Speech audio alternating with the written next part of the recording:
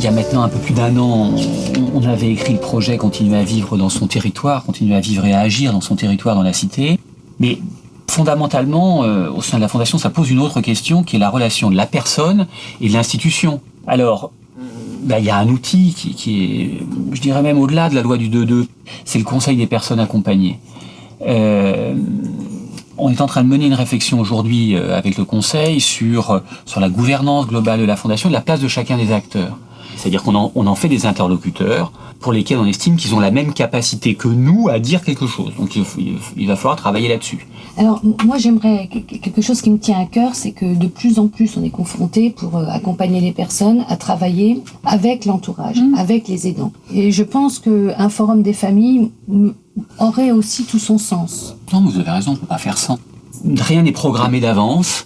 Et puis tout ça, soit vous le créez dans votre tête avant et vous le construisez, puis les gens ils n'auront jamais que la place que vous leur donnez, soit, eh bien, c'est à vous de construire avec eux. Si vous construisez avec eux, à la fois ça va être fabuleux parce qu'ils vont avoir plein de choses à dire, à faire, etc. Et puis vous l'aurez co-construit. Voilà. Donc moi j'ai envie de dire, voilà, il n'y a rien. Et puis allez-y avec eux.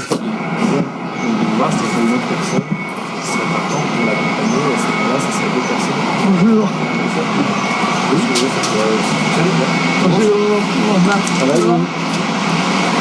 Je rentre.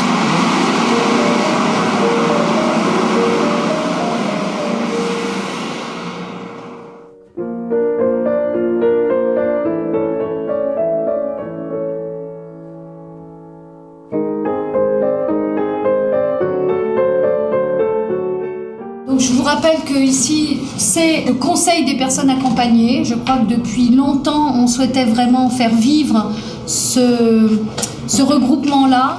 Vous avez dans ce tour de table, vous avez des professionnels. Donc il y a une infirmière, il y a une aide à domicile. On a souhaité vraiment que vous puissiez avoir en face de vous les acteurs, les gens qui sont auprès de vous. Donc je vous propose qu'on se présente, qu'on fasse un tour de table. Moi, bon, alors, je suis Monsieur Blandel, j'ai 81 ans et je suis aidé par la Fondation. Parce que j'ai une aide à domicile et puis une aide-soignante. Je suis Françoise Jobert, j'ai 72 ans. Je bénéficie de l'aide à la toilette et je suis très contente. Merci. Je suis Madame Maruc, je suis veuve depuis 2 ans et demi. J'ai 95 ans, j'ai des petits problèmes de santé et je vis chez moi. J'ai une aide ménagère qui est bien et je n'ai pas à me plaindre, madame, si la vie continue. Le rôle du conseil, je le reprécise, il est effectivement de donner son avis et de faire des propositions sur toutes les questions qui concernent le fonctionnement de l'établissement. Mais on ne voulait pas répondre à la loi, je veux dire bêtement, en vous réunissant autour d'une table, voilà, on l'a fait 3 fois dans l'année, c'est très bien, voilà. Et c'est pour ça qu'on a essayé de développer un projet de formation pour qu'en fait, en plus de votre expérience, vous ayez aussi des connaissances autres et puis qu'on puisse en fait échanger tous ensemble au même niveau de connaissances en plus de votre expérience. Là, ce qu'on voulait faire avec vous aujourd'hui, c'était par rapport à ce projet de formation, sur quoi vous aimeriez être formé. Je pense qu'il serait important, peut-être sous forme écrite, à voir, d'expliquer aux gens quel est le rôle de chaque. Par exemple, que fait l'infirmière ? Bon, l'infirmière fait telle chose. L'auxiliaire de vie fait telle chose. L'ergothérapeute fait telle chose. Pour les gens qui ont besoin, parce qu'ils ne savent pas, personnes âgées, comment, pour se faire couper les ongles des pieds, là, comment on appelle les manucures, pédicure. Voilà. Est-ce que ça peut être dans la prise en charge qu'ils ont par la Maison des Champs, est-ce que c'est possible ? Non, jusqu'à une certaine limite. Donc là, ça rentre complètement dans ce dont on a parlé tout à l'heure, c'est savoir quelles sont les prestations possibles et quand est-ce qu'on y a le droit et pas le droit, d'accord ? Et qui paye, en fait. Grosso modo, c'est quand même un peu ça. Oui. Voilà. Est-ce que vous avez d'autres attentes dans ce conseil ? Je disais, alors ça c'est sur le plan pratique, c'est que quand les personnes arrivent chez vous le matin, moi c'est le cas tous les matins, je connais pratiquement à peu près toutes les personnes qui viennent, mais il est arrivé qu'il arrive quelqu'un de nouveau, remplaçant. Et il y aurait une formation vraiment à faire sur le contact entre la personne qui arrive. Et là encore, je ne le fais pas pour moi, parce que moi, je m'estime encore dans les personnes qui ont de la défense, mais il y en a qui n'en ont pas et qui ont peur. Hein. Et je pense qu'il y a beaucoup de personnes qui ne font pas appel justement aux soins et à l'aide parce qu'ils ont peur d'introduire chez eux des gens étrangers. Et c'est légitime. Et c'est légitime, c'est légitime.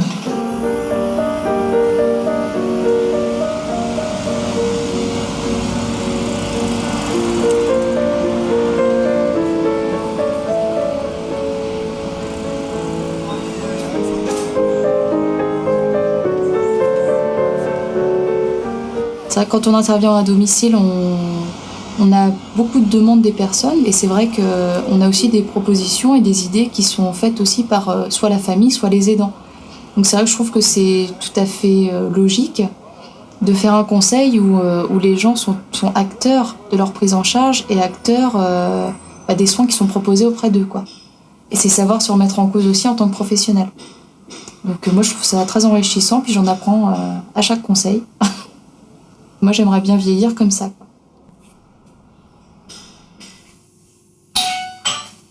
Oui, voilà. Ah, j'arrive, attends, attention, hein. Je peux pas marcher vite. Qui c'est? Oh, d'accord. Salut ma belle. Comment ça va? Ça va. Il y a trop longtemps que je vous ai pas vu. Et vous, comment ça va? Oh ben moi ça va, à part que j'ai mal aux genoux pour marcher, mais sinon ça va. Moi j'ai choisi le soin à domicile parce que c'est vrai que par rapport à mon métier d'infirmière, c'est le métier d'être tel que je le conçois, vraiment. Bon, la différence avec l'hôpital, c'est vraiment qu'on prend le temps avec la personne, et même si c'est pour une prise de sang, pour une injection, on reste pas 5 minutes chez quelqu'un. Minimum, on reste une demi-heure parce qu'il y a forcément une discussion, on s'installe, on demande comment ça va. Au niveau des soins, on peut aussi leur préparer leur petit déjeuner. S'il y a vraiment personne le matin pour les aider à faire ça, moi je m'imagine pas donner des traitements sans que la personne ait mangé, par exemple. Après, c'est vrai que le fait de travailler dans un service de soins infirmiers à domicile, dans ce type de secteur, où il y a énormément de logements sociaux, qu'on a une charge en soins qui est énorme, puisque on a le soin technique en lui-même, on a les situations familiales qui sont pas toujours évidentes, puisqu'on a quand même des fois des problèmes de violence familiale, des choses comme ça. Donc c'est sûr que là, on n'est plus du tout dans le soin infirmier, on est dans l'aide sociale. Voilà ma belle. Voilà.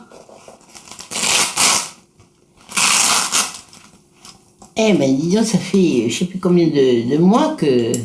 qu'on s'est pas vu, ouais. Oh, là. C'est vrai. Je me rappelle toujours ses beaux cheveux et ses yeux là. Ouais, oui, il y a longtemps qu'on s'est pas vu. Ah ouais.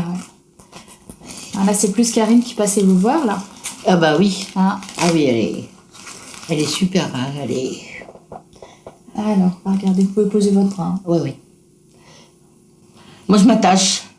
Qu'est-ce que vous voulez? C'est comme ça, hein. On a le caractère. Moi, je m'attache quand je sens qu'il y a le feeling, hein. Parce que sinon, non.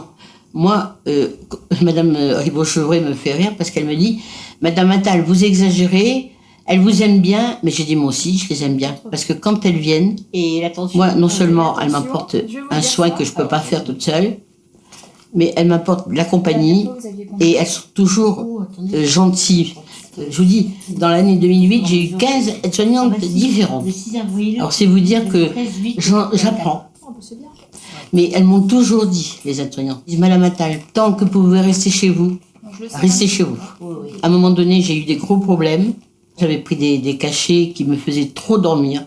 Et ben, elles sont venues un dimanche, elles ont fouillé mon appartement et elles ont retrouvé des boîtes de cachets que, au lieu d'en prendre un par nuit, j'en prenais 3 ou 4. C'est grâce à elles que je m'en suis sortie parce que je me dis j'aurais pu faire n'importe quoi. Vous avez 14/7.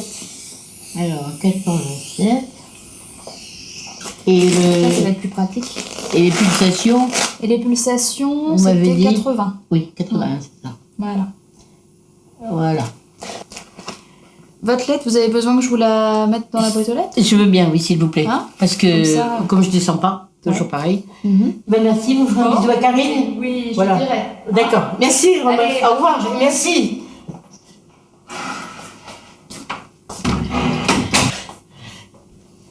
Ça y est.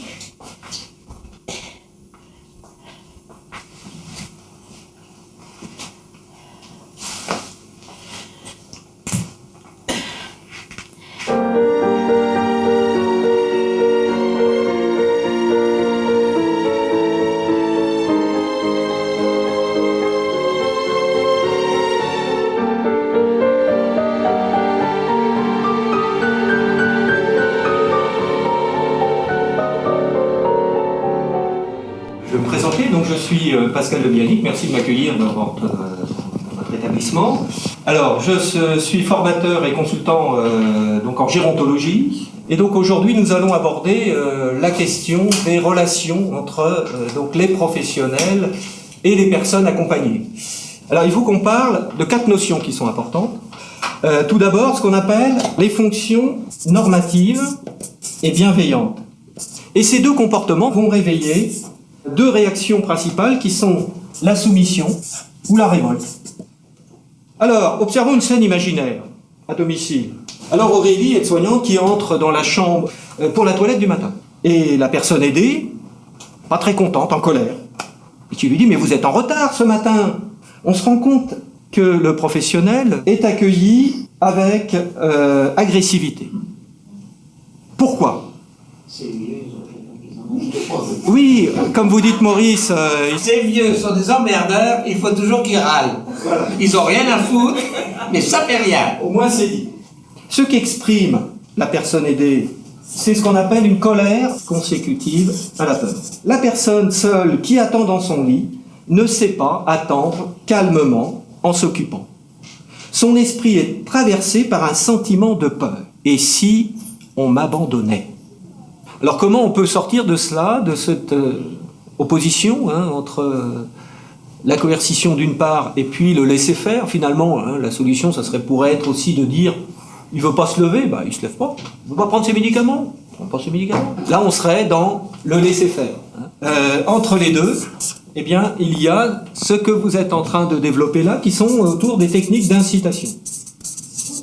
Alors, on va vous proposer 4 reformulations. Ça va être à vous de travailler.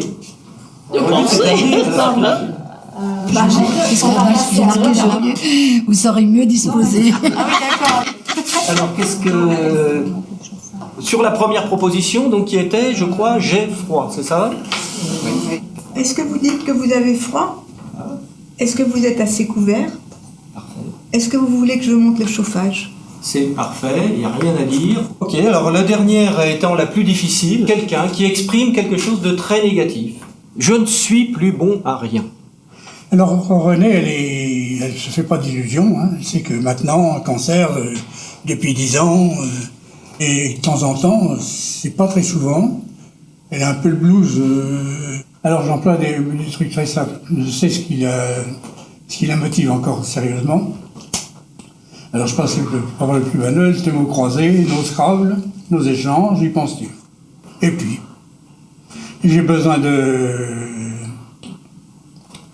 toi. Tu sais, tu me valeurs plus, tu le sais bien. Et c'est vrai que j'ai la chance d'avoir une compagne qui, au fait du esprit, n'est-ce pas, je l'ai ressenti comme ça, j'espère. Encore un esprit très ouvert, très... Elle a une culture que je n'ai pas, ainsi de suite, donc tout ça fait que ça doit lui donner, à mon avis, pas de grosse motivation de vivre, mais quand même. Alors on va essayer de faire quelques mises en situation professionnelles. Vous imaginez chez vous. Je suis chez moi. Bon, vous êtes chez vous et elle vient vous solliciter pour quel type c'est l'aide ménagère. Bon, est-ce qu'on peut se mettre dans cette idée que c'est la première fois qu'elle vient? Si vous voulez. Alors je lui explique le contexte. Allez-y. Merci.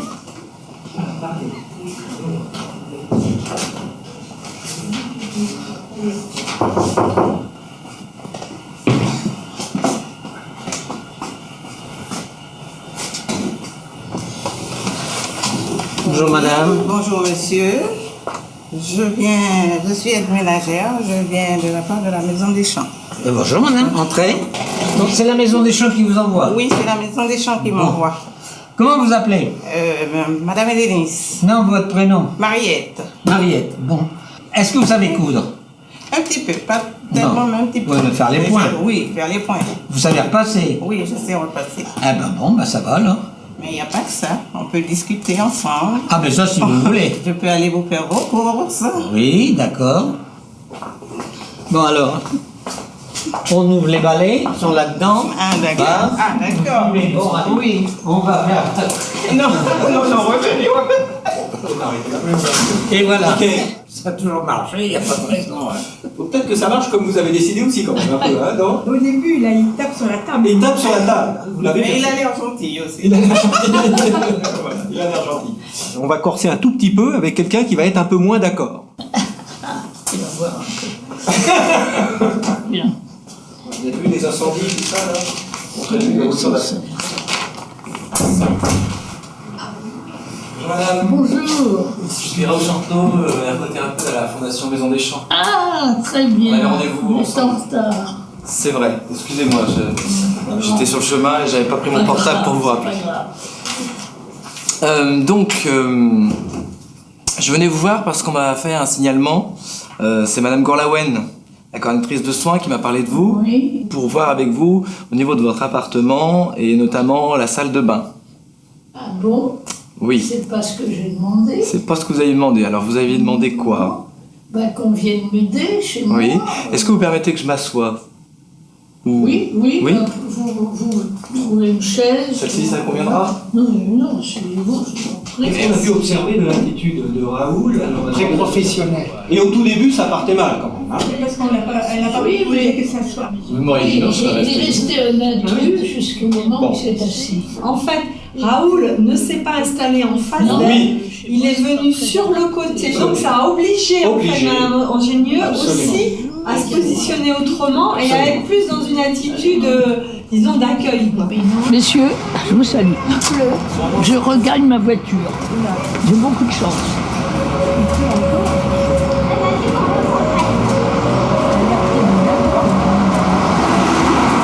Restez au chaud, on va aller chercher les véhicules pour pas vous faire... Ah bon, oh là là, c'est très bien.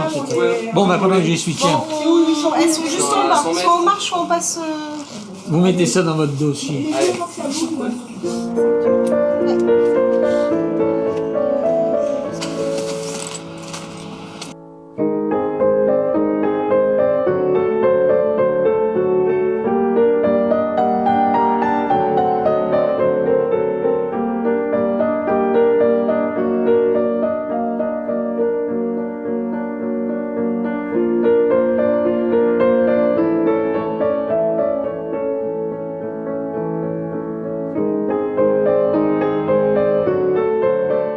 Nous, on connaît bien la Maison des Champs, on aime bien ce que vous faites depuis longtemps. Nous, ça nous touche beaucoup, alors que ce soit le terrain qui vient. Voilà. On a toujours les professionnels, les politiques, mais des gens de terrain comme ça qui s'intéressent à ce qui peut se faire pour faciliter la vie des personnes malades. Moi, ça me touche particulièrement. Donc là, vous êtes à l'accueil de jour. Vous voulez qu'on le visite un petit peu? Nous avions pour construire notre accueil de jour qu'une superficie de 185 mètres carrés. Donc, il fallait qu'on puisse les voir d'un autre côté, de n'importe quel endroit où on se trouve. Et puis par ailleurs, nous on souhaite beaucoup qu'ils soient libres. Et finalement, on a beaucoup gagné à la grande table familiale parce qu'on a eu des vrais échanges qui se sont nués, des vraies convivialités. Alors c'est vraiment une famille là pour le coup. Quand ils viennent, ils sont très très heureux d'être là et puis ils changent, ils avancent, ils s'ouvrent, ils progressent. Un petit espace cuisine et puis la fameuse table de la salle à manger avec toutes les activités diverses. Alors aujourd'hui c'est je crois. Hein, c'est l'auto avec une stagiaire en psychologie donc, qui anime ce loto. On a fait quelque chose qui soit gai, malgré tout moderne. On s'était dit qu'il fallait qu'ils s'y sentent bien. Donc c'est plutôt sur les objets qu'on a retrouvé les fauteuils un peu club, qu'on a retrouvé leur esprit, mais ils ont tout de suite beaucoup aimé. Vous êtes impressionnés, hein?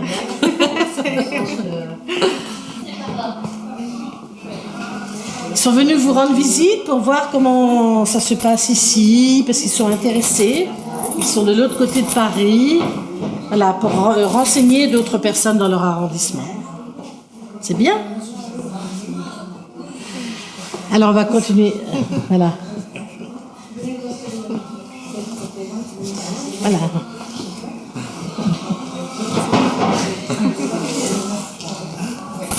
Oh, mais quelle a souris. Elle vous connaît? Non? Eh bien, vous avez du succès parce que... C'est votre bonne nuit. Ça me fait plaisir. Mais moi, j'aimerais bien passer une journée avec elle. Hein. Si ça leur, je ne sais pas si ça leur apporterait quelque chose, mais moi, je crois que moi, ça m'apporterait quelque chose. De voir la différence. Parce qu'elles ont une certaine sensibilité, elles ont... un peu déroutant, quoi. Mais dans le forum des familles, il y a une dame, comment elle s'appelle? Romero, oui. Madame Romero. Et elle a l'air de vivre un vrai calvaire, Elle vit un vrai calvaire, avec sa mère. La nuit, tellement qu'elle crie la journée. La nuit, il faut que je me lève pour aller voir dans sa chambre si quelque chose ne va pas, si ça va. Et puis finalement, elle dort. Vous voyez, tellement c'est dans ma tête, quoi. Je n'arrivais plus à gérer quoi que ce soit. Je suis arrivée au bout du roulement, j'ai fait une grosse dépression nerveuse. J'ai fait une tentative de suicide il y a un mois par rapport à ma maman, parce que je n'en pouvais plus, j'étais vraiment au bord du gouffre. Et là, j'ai vraiment eu un médecin qui m'a vraiment pris en charge. Et donc, on m'a donné des antidépresseurs, on fait tout ce qu'il fallait. Et là, ça va beaucoup mieux. Depuis que j'ai revolé l'appartement, je commence un peu à immerger, parce que c'est très dur. C'est que la solution passait pas seulement par vous, mais passait aussi par la prise en charge de votre maman d'une autre façon pour vous libérer un peu vous, ce que disait Monsieur Le Saint, libérer un peu vous de votre quotidien surchargé finalement. Oui, je n'arrive plus. On voit que d'autres personnes, mais on se voit plus soi-même.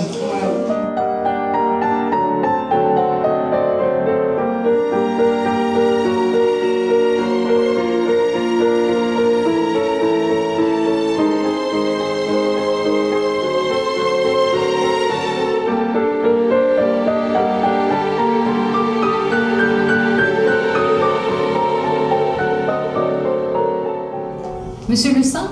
Oui. Vous voulez savoir quoi? Qui vous êtes? Alors moi je suis attaché à René Dumonté, qui m'accompagne des bons et des mauvais jours,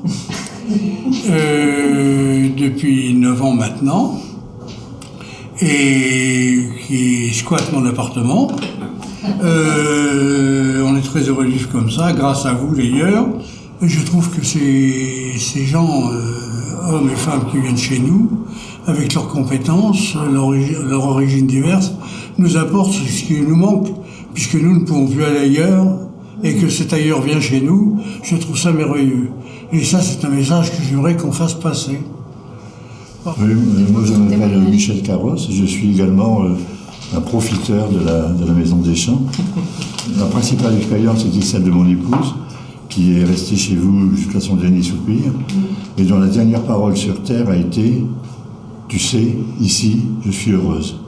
Elle n'a pas dit « j'ai été heureuse » ou elle n'a pas dit « j'étais heureuse », elle a dit « je suis heureuse ». Elle a employé le présent. Et c'était sa dernière parole sur Terre. Et je suis tout à fait d'accord avec elle. Mais je pense que la famille, elle est prête à aider. Quand c'est quelque chose de ponctuel, nous faisons appel à eux. Mais vous dites 9 ans. Vous avez dit 8 ans. Moi, c'est 6 ans. Ben, on ne peut pas continuer à demander tout le temps. Donc, on préfère... ne plus rien demander. Ou avoir des aides qu'on paye, ou c'est pas très agréable, mais... Mais vous voyez, ça fait depuis longtemps que ça nous tient à cœur. On a pu financer le salaire d'une psychologue pour la mettre à disposition et vraiment venir en soutien comme on le pouvait, hein, et de vous et de nos salariés, et qu'avec ça permet effectivement de mieux vivre, hein, chaque jour. Votre fondation, qui est vraiment une œuvre de qualité et exceptionnelle, il faut bien le reconnaître. Moi, je crois qu'elle mériterait de se donner quand même les moyens de véhiculer ces messages autrement que par des informations didactiques comme celles qu'on voit ici de temps en temps. Et ça, vous ne pouvez l'avoir qu'avec un document simple de communication. Je suis de votre avis aussi, il faut quelque chose de proximité